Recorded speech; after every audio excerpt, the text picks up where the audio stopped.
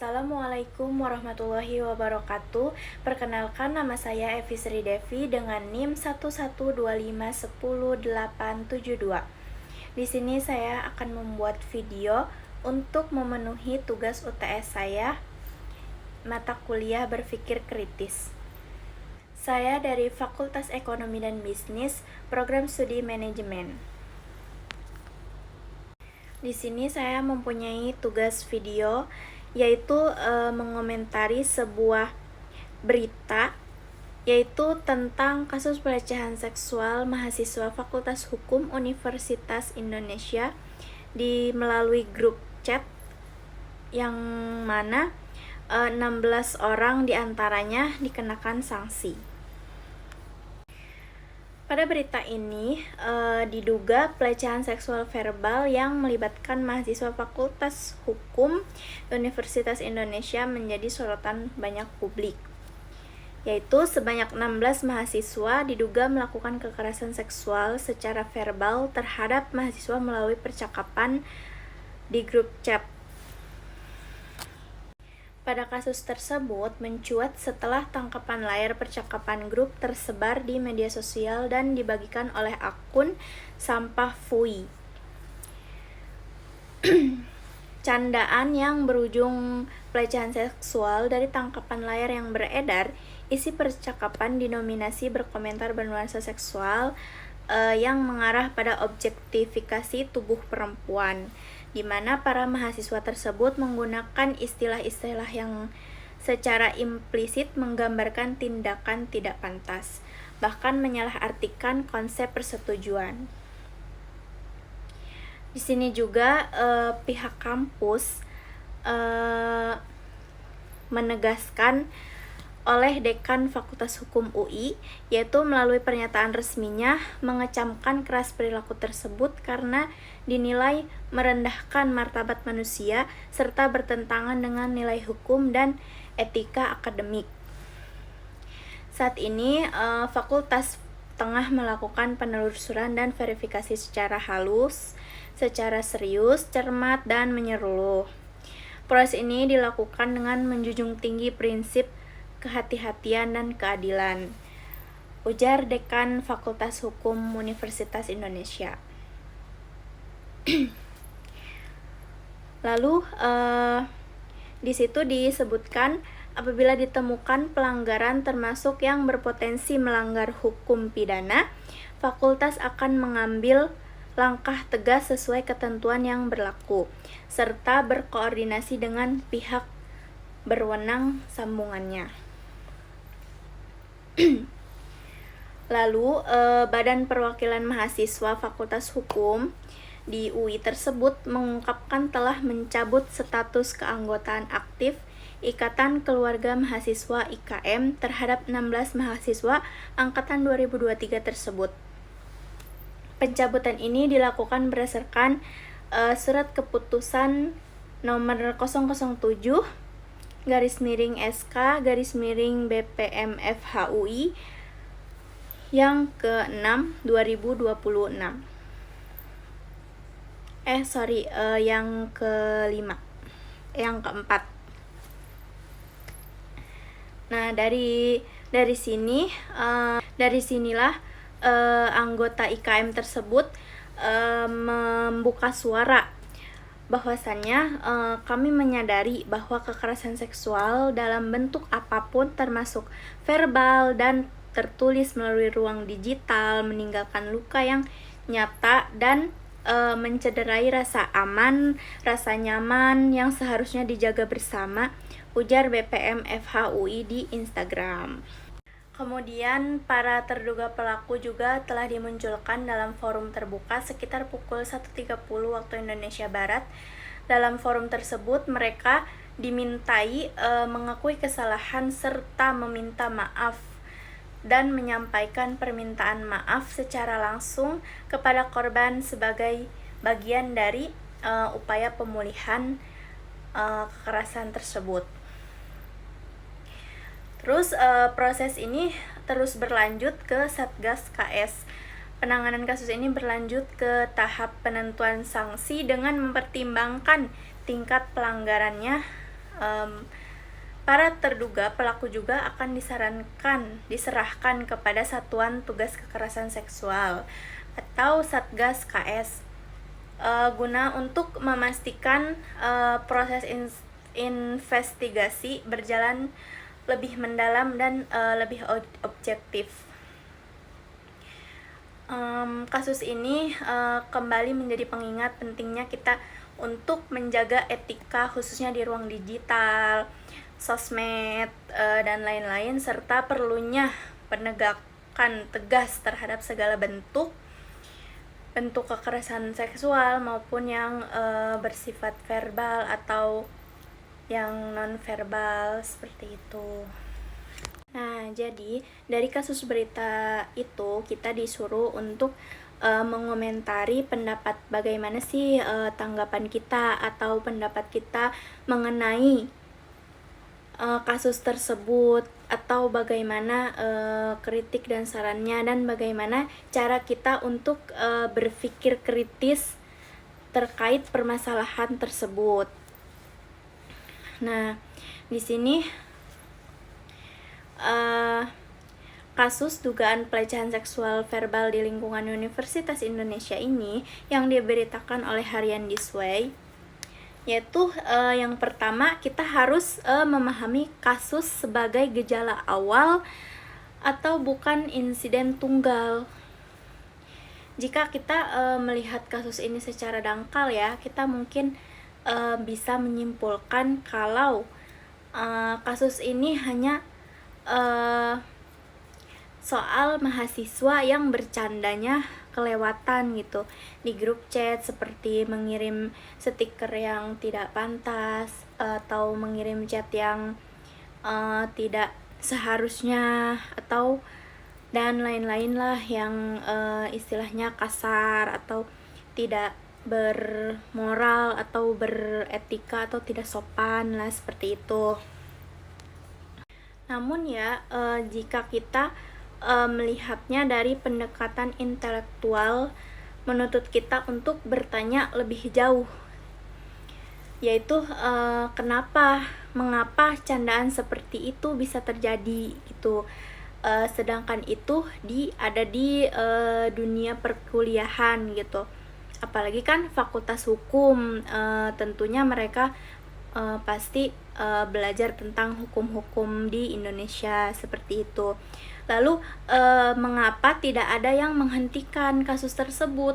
Kenapa kasus tersebut tidak ada yang menegur gitu? Terus yang ketiga, mengapa jumlah pelakunya banyak? Jika mungkin ya paling banyak mungkin 1-3 orang, tapi kenapa gitu sampai ada 16 orang? Nah, terus yang keempat itu mengapa korbannya berada dalam posisi yang rentan. Dari sini kita masuk ke kesimpulan yang awal.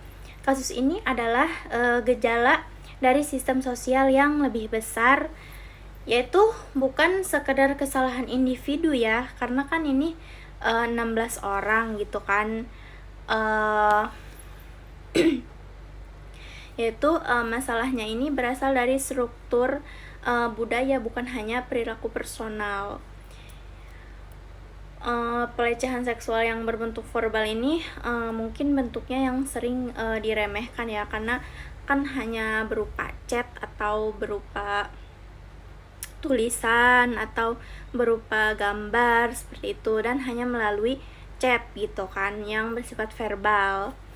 Tapi di sisi lain banyak orang yang masih memiliki pemahaman sempit bahwa pelecehan seksual itu harus bersifat fisik, seperti menyentuh, seperti memegang, atau seperti kita berucap seperti itu, dan harus terjadi secara langsung gitu. Jadi kan kalau terjadi secara langsung kan kita melihat gitu, ini begini gitu kan. Sedangkan kalau dalam bentuk verbal, yaitu dalam chat, itu hanya berupa tulisan, jadi tidak terlihat langsung oleh mata kita, atau tidak ada respon langsung dari orang lain. Padahal dalam kajian yang yang zaman sekarang, era digital yang modern ya, pelecehan verbal mungkin memiliki dampak yang sangat nyata ya bagi kita, yaitu bentuk pelecehan verbal itu ada yang misal berkomentar seksual yang eksplisit, atau candaan yang merendahkan tubuh kita, atau seksualitas, atau tekanan sosial yang bernuansa seksual, seperti ada bercandaan yang menghina atau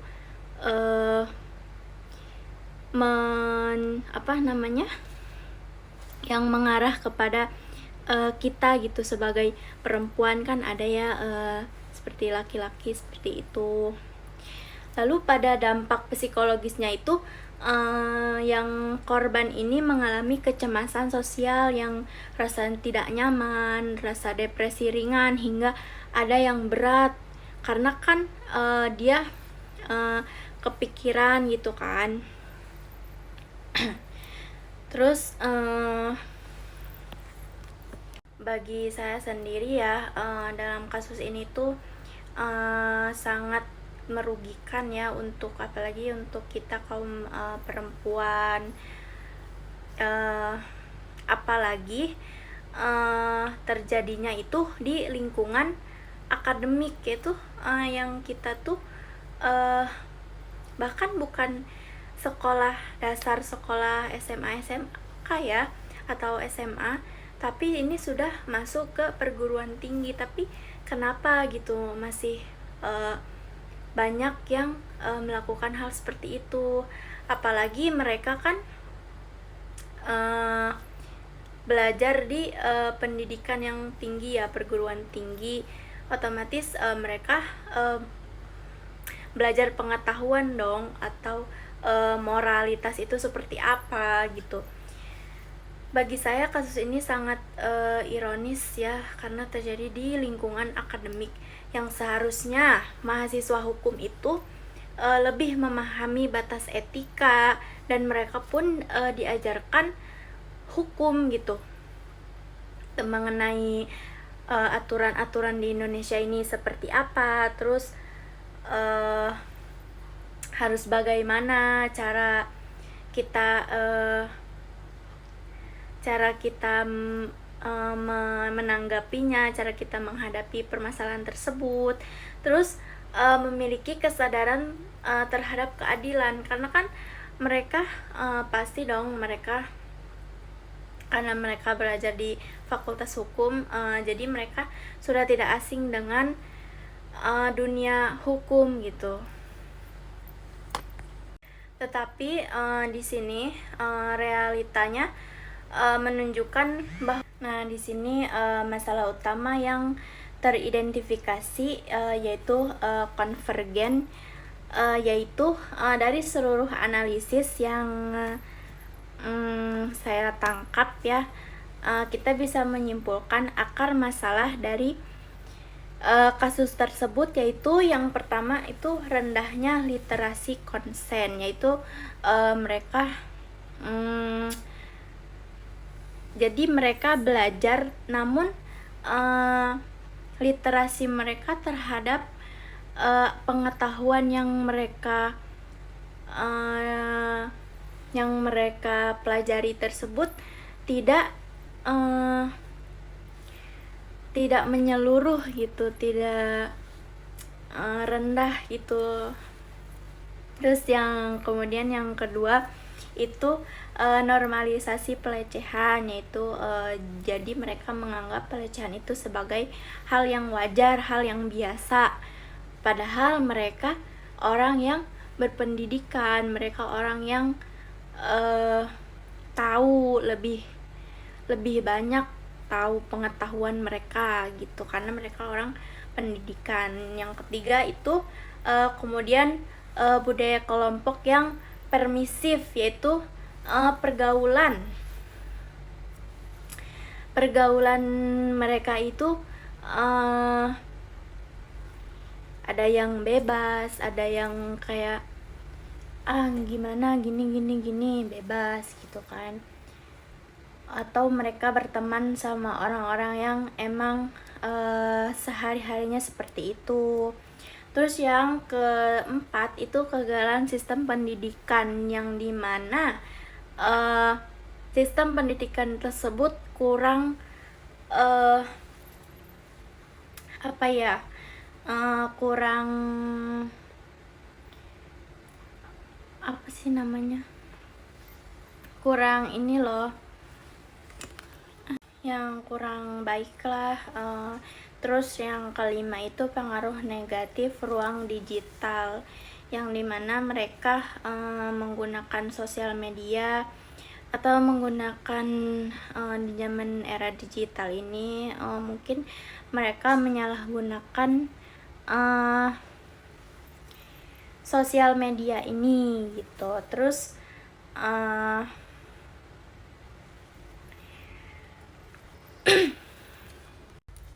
di sini kita belajar itu apa artinya menjadi intelektual, yaitu kasus ini menguji kita untuk apakah intelektual itu hanya berarti pintar atau berpendidikan tinggi.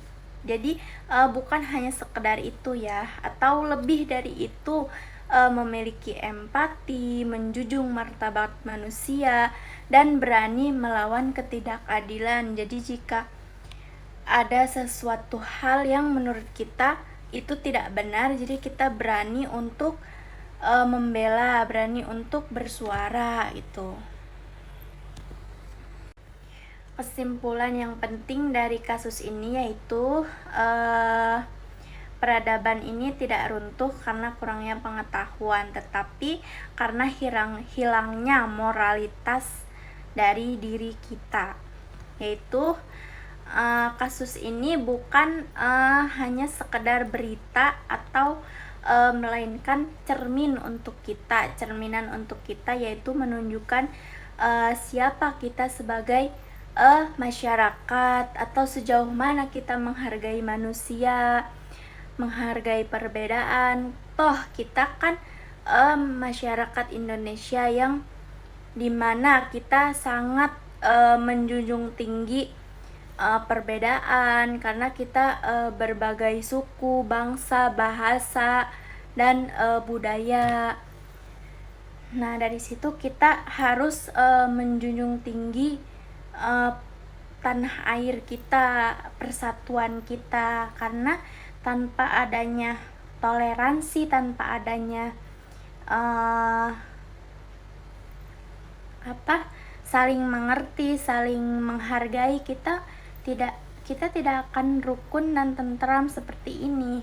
Terus dari pertanyaan sekarang, siapa kita sebagai masyarakat? Kita kan di sini sebagai masyarakat Indonesia, yang dimana jadi dari berita di atas dan terkait komentar saya dan juga kritik saya, di sini kita bisa mengambil kesimpulan dari hasil berpikir secara konvergen, yang dimana berpikir konvergen ini berarti kita menyaring berbagai fakta dan sudut pandang untuk menghasilkan inti kesimpulan yang paling rasional dan terfokus pada apa yang telah terjadi, pelanggaran etika yang serius. Dari sini percakapan dalam grup chat ini menunjukkan adanya konten bernuansa seksual atau indikasi pelecehan verbal terhadap perempuan. Nah, yang kedua bersifat kolektif atau bukan individual, yaitu faktanya bahwa 16 orang ini dikenal sanksi menunjukkan bahwa adanya partisipasi kelompok, kegagalan kontrol sistem dalam komunikasi tersebut, yang artinya adalah masalah budaya kelompok bukan hanya satu pelaku. Masalahnya itu berkelompok, bukan hanya satu individu seperti itu. Terus kemudian lingkungan akademik tidak kebal terhadap penyimpangan. Terjadi di lingkungan kampus ternama. Tentunya sangat disayangkan ya, membuktikan dari hal itu membuktikan bahwa pendidikan tinggi tidak otomatis menjamin perilakunya etis gitu. Terus kemudian yang keempat itu ruang digital menjadi medium pelanggaran, yang dimana ruang digital tetap memiliki konsekuensi sosial dan hukum. Kemudian yang kelima, respon institusi ini menunjukkan adanya penegakan aturan, yang dimana dengan adanya sanksi, institusi mengakui adanya pelanggaran, kemudian adanya upaya menjaga norma. Kemudian ini juga menandakan pencegahan sebelum pencegahan yang belum optimal seperti itu. Kemudian itu yang kedua ada analisis berpikir secara divergen, secara multi perspektif ya. Berpikir divergen berarti kita tidak langsung menyimpulkan, melainkan kita membuka berbagai kemungkinan sudut pandang untuk memahami kompleksitas masalah. Yang pertama itu perspektif korban, yaitu mengalami ketidaknyamanan dan potensi trauma. Terus berada dalam posisi tidak berdaya di dalam grup. Jadi walaupun dia dilecehkan ya, tetapi dia tidak bisa apa-apa gitu. Dia tidak berdaya. Terus perspektif lingkungan mahasiswa, yang dimana adanya budaya bercanda yang kebablasan atau tekanan untuk mengikuti arus, mengikuti pergaulan yang bebas gitu. Terus perspektif institusi kampus, yaitu pertanyaan kritis apakah sudah ada edukasi konsen atau apakah ada sistem pelapor yang aman, yang terpercaya gitu. Kemudian ada perspektif hukum, yang dimana pelecehan verbal ini sulit untuk dibuktikan, namun tetap memiliki dasar hukum bahwa kejadian seperti itu bisa saja terjadi gitu, di luar dari pemikiran kita, di luar dari kendali kita, seperti itu. Mungkin tanggapan saya mungkin seperti itu ya. Mungkin masih banyak kekurangannya, masih bicaranya kurang lancar, atau masih ada kekurangan dalam menanggapi, dalam mengkritik, dalam berkomentar, atau kata-katanya yang mungkin belum bisa maksimal, belum bisa tertata dengan sempurna, dengan rapi, karena kesempurnaan hanya milik Allah Subhanahu wa Ta'ala. Mungkin itu aja yang bisa saya sampaikan. Kurang lebihnya mohon maaf. Semoga kita sebagai mahasiswa tidak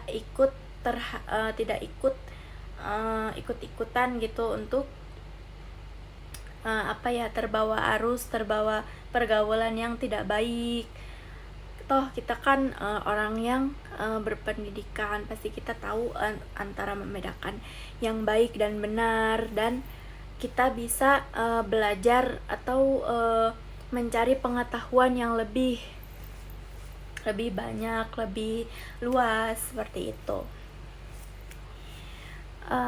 Segitu aja mungkin dari saya. Kurang lebihnya mohon maaf. Semoga apa yang saya sampaikan bisa bermanfaat dan bisa dimengerti, dan bisa menjadi pembelajaran untuk kita semua, agar kita tidak salah melangkah. Saya tutup. Wassalamualaikum warahmatullahi wabarakatuh.